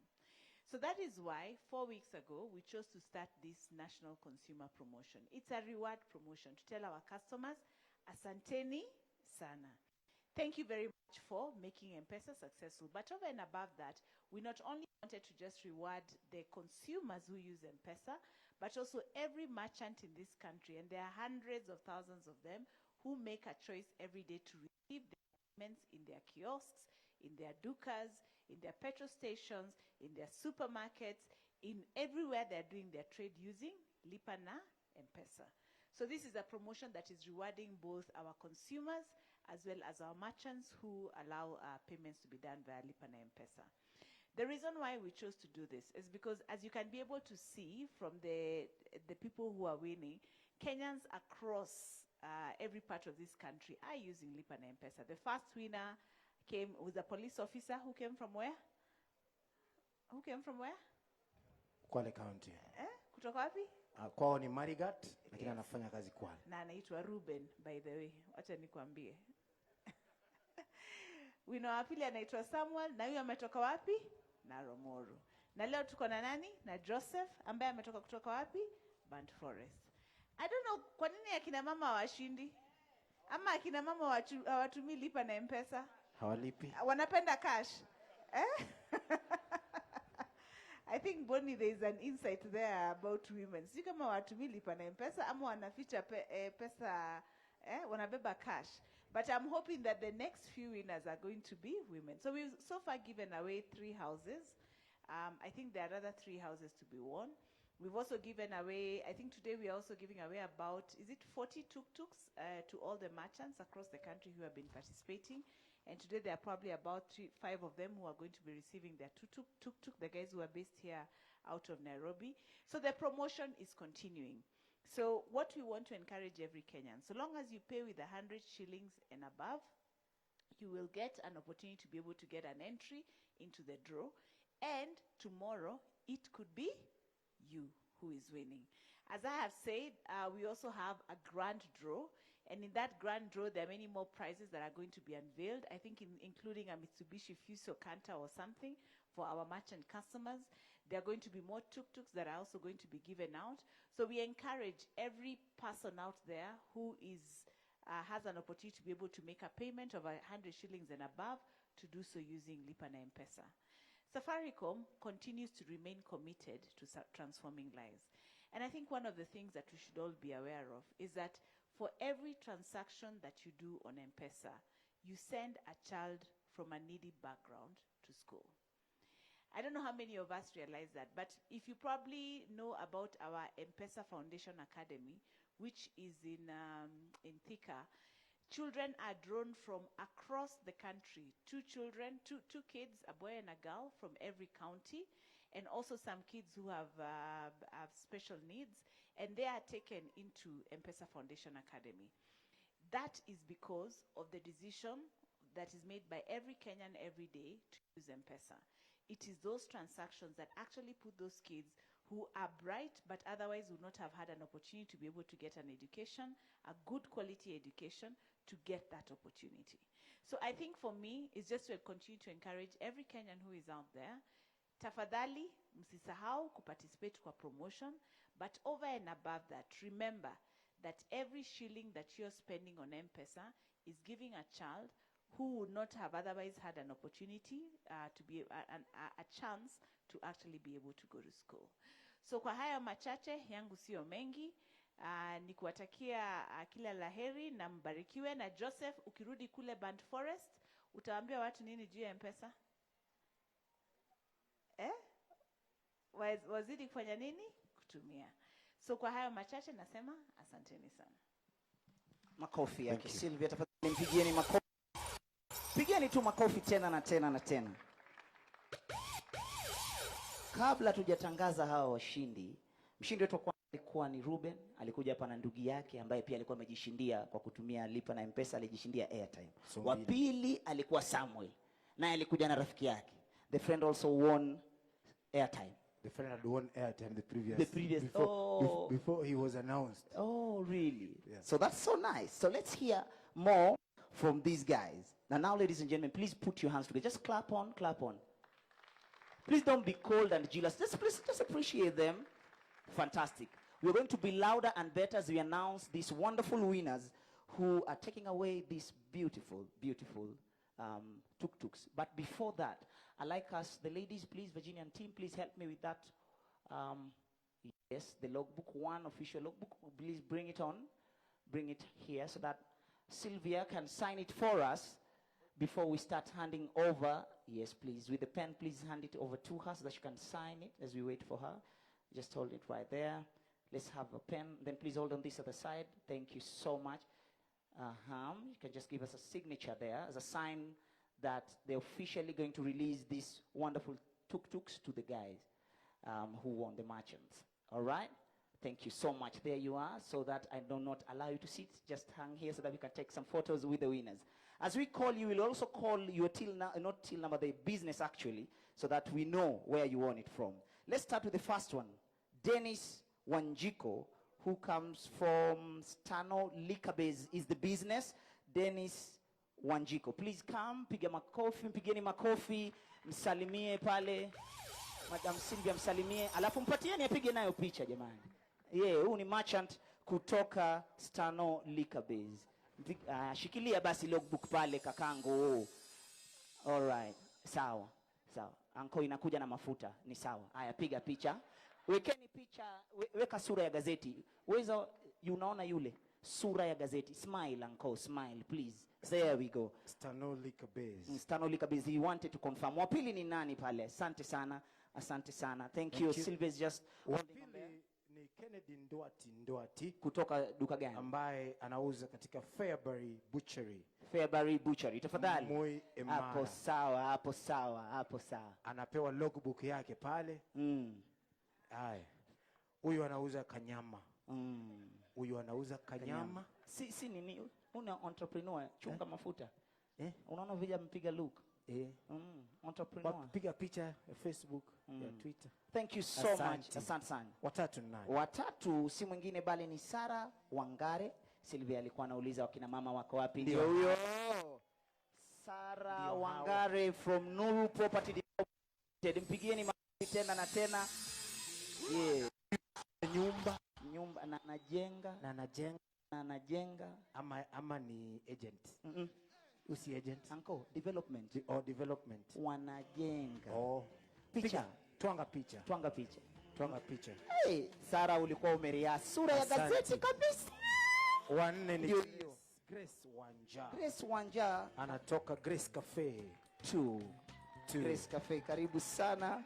Another lady there. Thank you so much for breaking the cycle. Thank you, asante sana. Anapewa logbook yake officially. All right. Songa karibu mama. Songa karibu. Yes. Hapo vipi? Wa mwisho, last but not least, ni John Mwangi kutoka duka gani bwana Papi? Mwaz Phone Repair. Hapo karibu sana mshindi wetu ambaye ni merchant. Thank you so much. Mchuuzi huyu, mchuuzi. Mchuuzi, si mchuzi. Mchuuzi. Kiswahili kidogo kimenipiga chenga. Thank you so much. Please let's help her with the logbook. Sit down, ladies and gentlemen. Please put your hands together as we welcome Madam Sylvia receiving for us the last. All right. Let's for this gentleman. All the way from Banks Forest. Nani mshindi wetu wa nyumba ya leo? Mpigieni makofi. Nyumba ya tatu tafadhali simama. Join us. Mama. Kuja bro. Amefundisha watu kitu moja. Kiburi lazima ikuingie. Tembea hapa kidogo usalimie watu mafans. Tembea hapa. Tembea kama mtu wako. Tembea hapa usalimie watu. Salimia watu. Mwekee muziki. Haraka bwana Joseph. Wewe ni landlord. Salimia watu. Rudi mbele kidogo. Salimia wa kidogo. Hapo pia sawa. Salimia wa wengine kidogo tu. Hapo sawa. Asante sana. Karibu sana. Congratulations. Maswali yako ni matatu ama mawili kutoka kwa Papi. Thank you DJ. Asante sana. Umesema jina lako nani brother? Kwa majina ni Joseph Kipkurui. Unafanya kazi wapi? Kazi aina gani? Nafanya kazi Band Forest, St. Patrick's Catholic Church. Unafanya kama father? No, mimi ni mlinzi wa siku. Je, ulipigiwa simu ukiwa wapi? Nataka tukate hii story. Hapo tu. Short, si ndio? Ulipigiwa simu ukiwa wapi? Ukafanya nini? Ulianguka chini? What happened? Ulipigiwa simu ukiwa wapi? Nilikuwa nyumbani. Usonge mbali na mic. Nilikuwa nyumbani. Na nilikuwa kwangu nikirelax nikilala mwendo wa saa 8 mchana. Nilikuwa nikilala tukiwa na mke wangu. Kidogo Ni nyumba tunaongelea. Mungeishia pale pa kulala hapo. Ukaamka endelea, ukalala ukaamka endelea. Ukaamka endelea. Alafu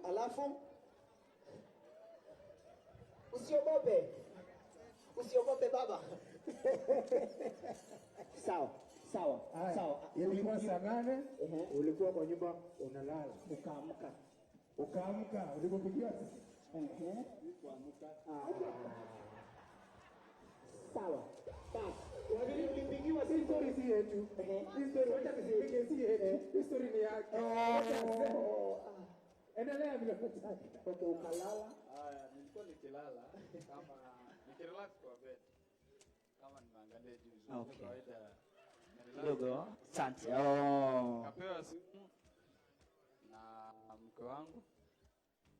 Lakini sikuchukulia kama ni mzaa. Akanipea simu akaniambia kuna mtu anapiga ni namba ni unique sijaelewa. Ilikuwa namba gani? Ilikuwa namba 0722 000. Kaambia hawa ni wakora tu wa nini? Achana na hawa kaka. I think Safcom wanataka kubadilisha hii namba. Everybody who comes here says they dismiss the call. Said hawa ni wakora tu hawa. Nikachukulia alipiga mara ya kwanza nikakata. Nikamwambia niko na usingizi, sikutosha kazi hizo, nimetoka kazi ya night. So nikamwambia yeye acha nataka nilale 1 hour 30 minutes, usinisumbue. Kipiga tena uchukue simu na ama zima.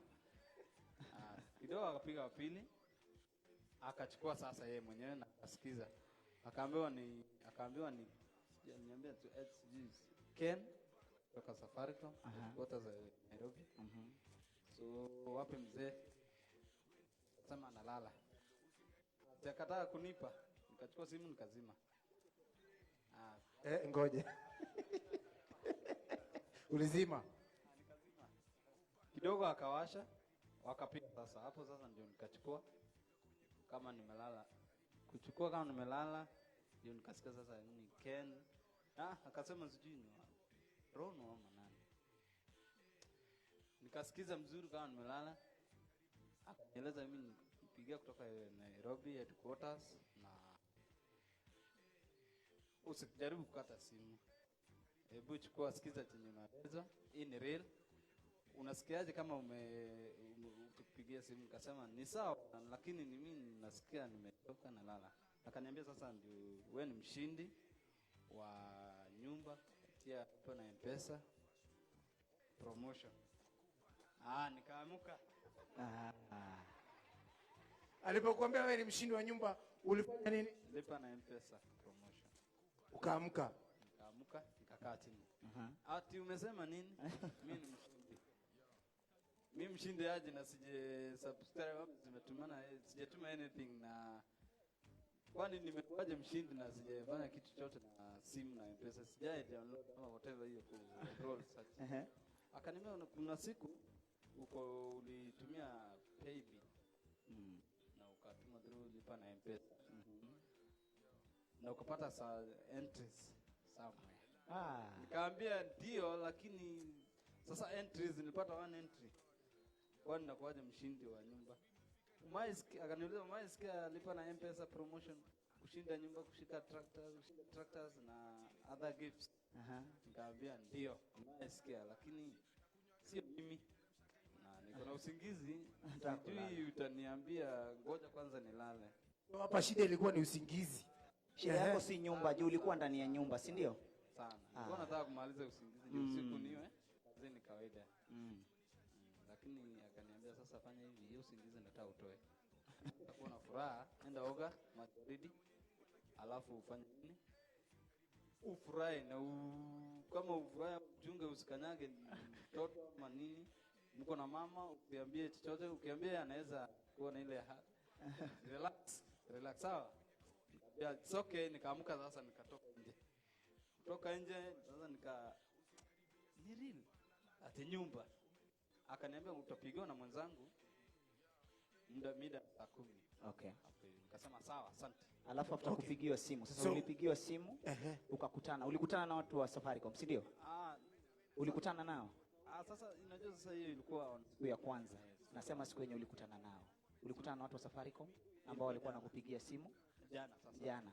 Na uliamini ulipokutana nao? Sawa, vile nilipigiwa several kuanzia Tuesday, Wednesday, Thursday, ulikutana nao jana?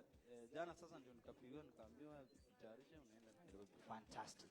Na mama alikuwa amejua upande huo, si ndio? Alikuwa amepata copy lakini sikumueleza deeply. Hawa ni wakora tu. Sasa nisikumalizie mate. Nataka ujionee nyumba yako. Uko tayari kuiona hiyo nyumba ambayo umeshinda?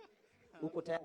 Sababu unataka upige nduru, nataka uanguke, uroll chini kwa kapi, yani usikie vizuri. Uko sawa mpaka pale? Uko tayari. Kwa hivyo let us call back Sylvia so that she can hand over the key to Bwana Joseph. Ango. Vakofia. Asante sana. Yes. Hapo sawa. Ama uvaa hivi. Hapo. Basi. Sawa basi. Apatiwe funguo pale. Mpigieni makofi anapopokea funguo zake. Mshindi wetu wa leo kutoka Band Forest. Mpigieni makofi jamani. Hapo sawa. Ladies and gentlemen, boys and girls, what's going on right now? The CCO of Safaricom, Sylvia Mulinga, just handed over the key to the house, the keys to the house to our winner, Joseph Kipkurui, all the way from Burnt Forest. He's the third winner of a deluxe house right here in Precious Gardens in Riruta. And before I end it, before they head over, let's go look at the house. Before fike hapo, ndivyo tumwalike, tumlaki kwa nyumba yake mpya. Remember, it's all about hashtag Lipa na M-Pesa and win, hashtag do more with M-Pesa. Hebu tuende.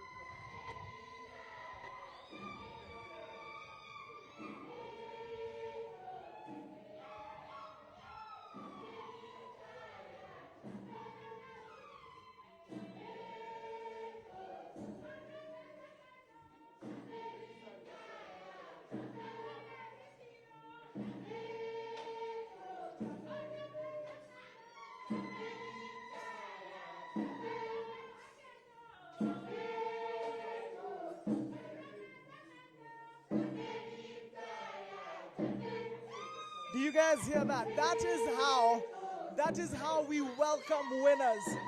The dancers are ready. Joseph Kipkurui, the third winner of our house with Lipa na M-Pesa and win, is just coming up the stairs now to receive his brand new house. Come around, let me show you the house before he even gets there. This is an exclusive sneak peek into the house. This is Joseph's house. That is Joseph over here. He's being handed over this deluxe apartment right here in Precious Gardens in Riruta. Wacha nitoke kwa njia apatiwe nyumba.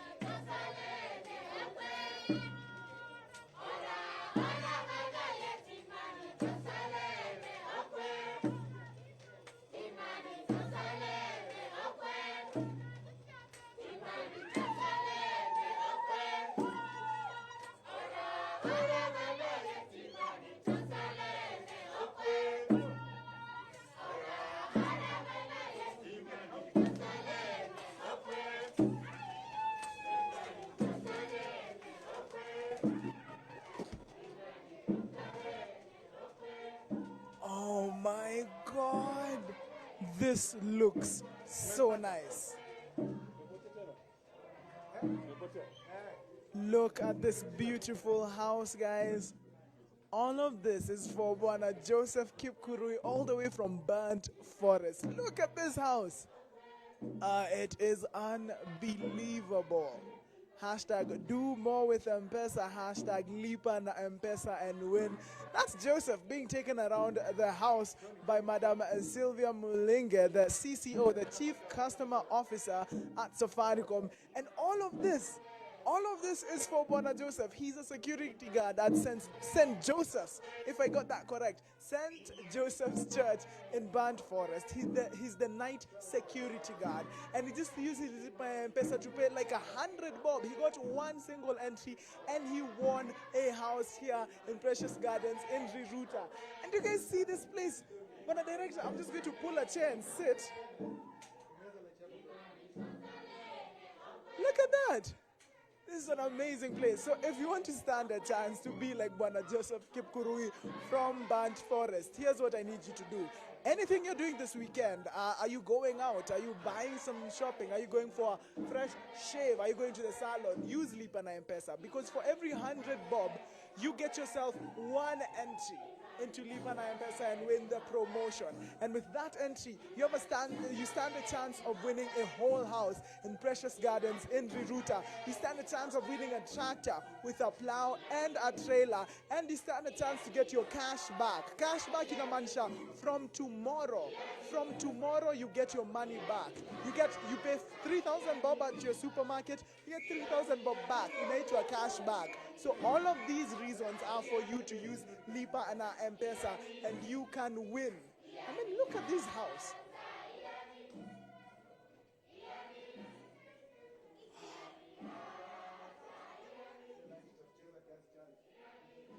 Okay, you should never go into someone's bedroom. But anyway, I'm just saying, everything looks so pristine and nice.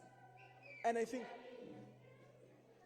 1, 2, 3, so many bedrooms. The bathroom is fantastic. This is where you want to live. Riruta is where you want to live. Let me tell you, this is how it is. So if you live in Riruta, you want to do your shopping, Kangwara is just here. Ndonyo is just here. If you want to go to Naivasha, enda Naodero, umeenda Naivasha. If you want to go to Tao, they're expanding Ngong Road right now. So Riruta is the perfect location, and it's a green and leafy suburb. It's so amazing. This is where you want to live. And if there's one person I envy here today, it's Bwana Joseph from Burnt Forest. He's won this house thanks to LipaNM and win. And I also have the names of the winners of the tuk-tuks because we are also awarding our merchants. We have also one here. We have, what's her name? We have Grace Wanza. She's told us that she owns hostels. We have John Mwangi. We have Dennis Wanjiko. And also we have Kennedy Nduati.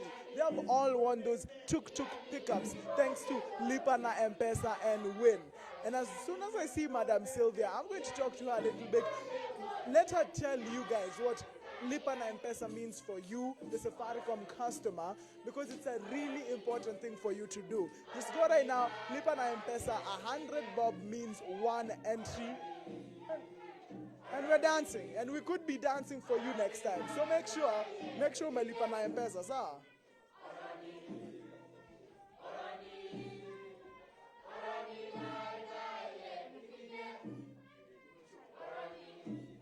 Madam Sylvia, good morning.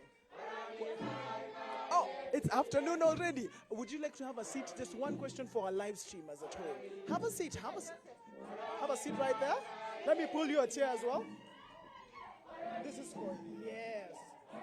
Perfect. Bwana Joseph, good afternoon.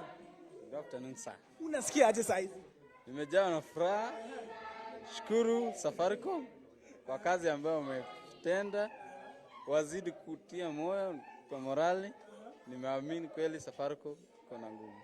Mimi hiyo kuamini ulipigia ukasema saizi umeamini, hebu gusa hii nyumba, hebu iguse. Umeamini sasa? Nimeamini. Umeamini sasa? Kabisa. Sylvia, how do you feel? Chief Customer Officer, these are your people. These are the people you're here for. How do you feel awarding these houses? How do you feel doing this for the people who use LipaNM? I feel very happy because LipaNM has become the success that it has because of Kenyans such as Joseph or Ruben or Samuel who won last week. There are many of them, and of course you've seen the many people, the merchants who are out there who are also supporting us, because if customers want to pay and the merchants are not receiving payments, then it wouldn't work. So it requires both to be able to be successful. But I'm especially happy because We are here in Nairobi, and Joseph has come all the way from Burnt Forest. The other day we had someone all the way from Narumoru. The other day we had someone from Kwale. So Kenyans from all the parts of the world have an opportunity to be able to win. So for me, I think it's just to say the promotion is real. You can see Joseph, ameangalia nyumba yake, amefurahi, amechangamka, ameishika. So go out there, use Lipa na M-Pesa. If you spend 100 shillings or more, you stand a chance to win. Next week we could be here celebrating you. Last question before I let you go. Mtu aniambie, Joseph, ulitumia Lipa na M-Pesa kununua nini? And then Sylvia, I'm coming to you. What did you use Lipa na M-Pesa for this week? Ni salon, unaona mimi nilichapa ka haircut. So you'll tell me. So ulitumia nini? Niliweka pesa kwa M-Pesa. Nikalipa pesa to account number ya One Acre Fund through pay bill. Oh, when mkulima? Mimi ni mkulima. So ukalipa na hiyo ndio ukapata entry yako. Nikapata entries na ni ile tu sikuchukulia vile, lakini sinajua kawaida mkulima na shughuli na kuona the last entries hizo. Na hii shamba ingine umepatiwa. Okay, Madam Sylvia, what have you used Lipa na M-Pesa for this week? Ama hata leo? I use it all the time. I think the last time I've used it was in a supermarket. I was buying something. Okay, so you could be next. 100 bob gives you one entry. Lipa na M-Pesa right now. Wataniwa as we need to go outside and dance a bit more with the dancers. Asante sana and congratulations. Sawa. Aya, let's go dance, guys.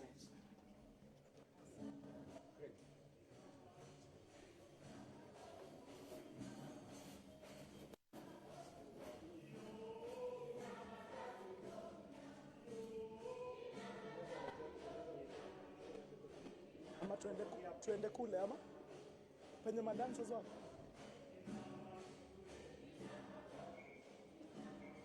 Okay, so this is what I'm about to do. I hear the music, I hear the dancing. It's going on back there. It's fanfare and celebration right here in Precious Gardens in Riruta. I'm about to go. I don't feel like dancing in this shirt. It's too official. Naenda kutoa hii shati, nibaki na t-shirt. We dance the whole day because this is a celebration. Joseph Kipkurui just won a house thanks to Lipa na M-Pesa and win.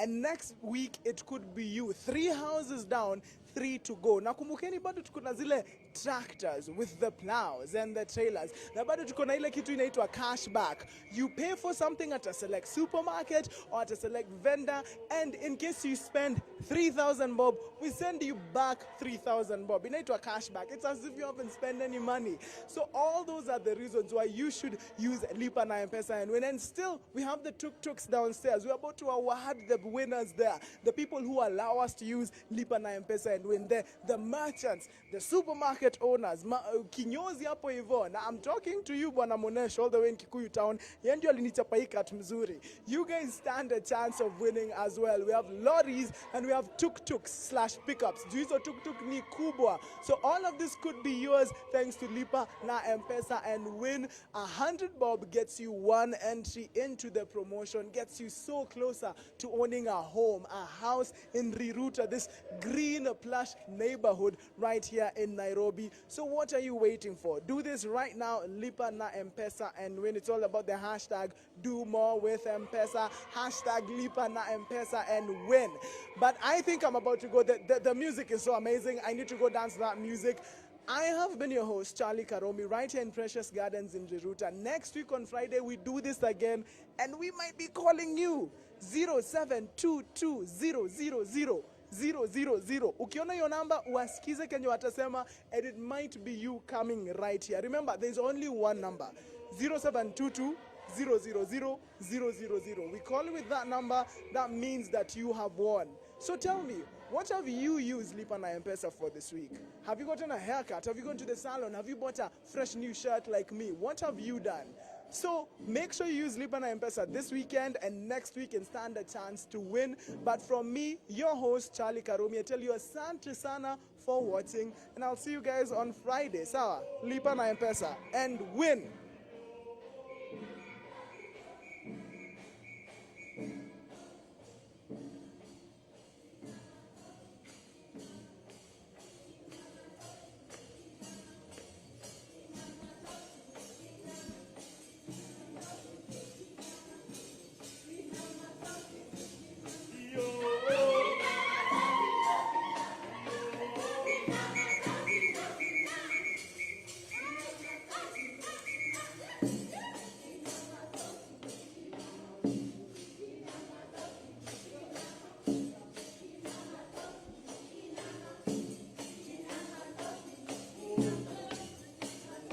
With LipaNM M-Pesa, you get more, and now you can win. LipaNM M-Pesa. There are surprise gifts to 8 customers every minute. Tractors with extras. LipaNM M-Pesa. Plus 6 apartments to be given away. Make payments via M-Pesa buy goods or pay bill. Every 100 shillings spent on LipaNM M-Pesa earns you an entry into the draw. Do more with LipaNM M-Pesa.